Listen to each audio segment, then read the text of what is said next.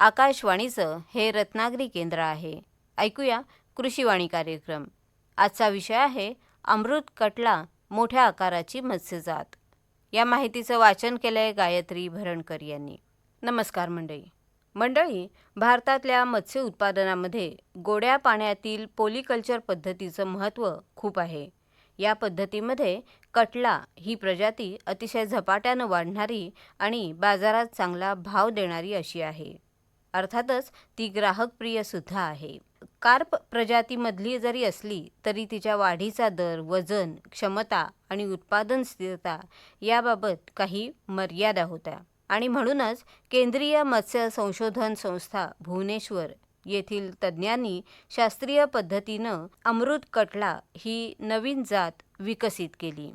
मंडळी, दरवर्षी कार्प उत्पादनात जागतिक पातळीवर आपला भारत देश अग्रस्थानी आहे. त्यामुळेच अमृत कटला ही नवीन प्रजाती विकसित करून देशातील कटला जातीचं वार्षिक उत्पादन 15 ते 20% वाढण्याची शक्यता यातून निर्माण झाली आहे. या प्रजातीचं महत्त्व लक्षात घेतलं तर ट्रेडमार्क नोंदणीकृत अशी ही जात आहे.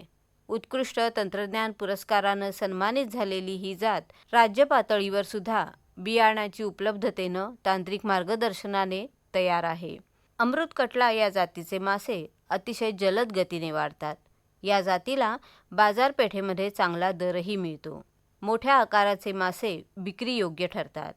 त्यामुळे 25 ते 30% नफा मिळू शकतो. आपल्या शेततळ्यामध्ये मत्स्यपालन करत असताना अमृत कटला या प्रजातीच्या वाढीचा दर इतर जातींपेक्षा जास्त असल्यानं तळ्यातल्या रोहू, मृगल यांच्याशी योग्य प्रमाणात संतुलन ठेवणं हे मात्र फार आवश्यक आहे. अमृत कटला या मत्स्यजातीची सर्वात मोठी जमेची बाब म्हणजे वाढीचा दर. कमी काळामध्ये जास्त वजन म्हणजेच कमी खाद्य खर्च, कमी उत्पादन खर्च आणि जास्त बाजारभाव हे याचं महत्त्वाचं वैशिष्ट्य आहे. या जातीमध्ये वाढीची स्थिरता आणि गुणवत्तेची खात्री आहे. आपल्या देशाचं जे वेगवेगळं पर्यावरणीय हवामान आहे त्या सर्वांसाठी ही जात अनुकूल आहे.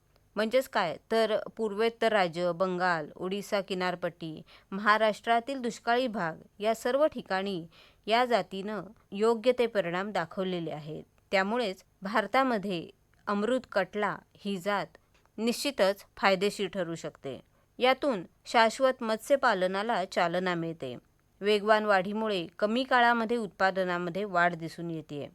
त्यामुळे खाद्याचा परिणामकारक वापर, पाण्याचा कमी वापर तसंच तळ्याच्या जागेचा जास्तीत जास्त लाभ आपण घेऊ शकतोय. मात्र अमृत कटला जात घेताना काही प्रमाणात काळजी घेणं आवश्यक आहे. नेहमी प्रमाणित मत्स्यबीजच खरेदी करावं. मिश्रित किंवा अज्ञात स्रोतांपासून मत्स्यबीज घेऊ नये. तळ्याचं व्यवस्थापन हे सुद्धा यामध्ये महत्त्वाचं आहे. यामध्ये पाण्याचं तापमान, सामू, पाण्यात विरघळलेला ऑक्सिजन आणि पोषण याचं नियमितपणे निरीक्षण करणं गरजेचं आहे. सुधारित जातीची पूर्ण क्षमता जर मिळवायची असेल तर हे तांत्रिक व्यवस्थापन अतिशय महत्त्वाचं ठरतं. तर मंडळी, एकूण निर्यातयोग्य दर्जाचे मासे यातून उपलब्ध होऊ शकतात. ग्रामीण भागामध्ये रोजगार निर्मितीला चालना मिळू शकते. तसंच महिला बचत गटांसाठी सुद्धा नवीन उद्योजकीय संधी यातून मिळू शकतात. त्यामुळे अमृत कटला ही जात केवळ संशोधन किंवा प्रयोगशाळेत मर्यादित न राहता शेतकऱ्यांना अनेक दृष्टीनं लाभदायक ठरू शकते. बरं तर मंडळी, पुन्हा भेटूया पुढल्या कृषीवाणीमध्ये. नमस्कार.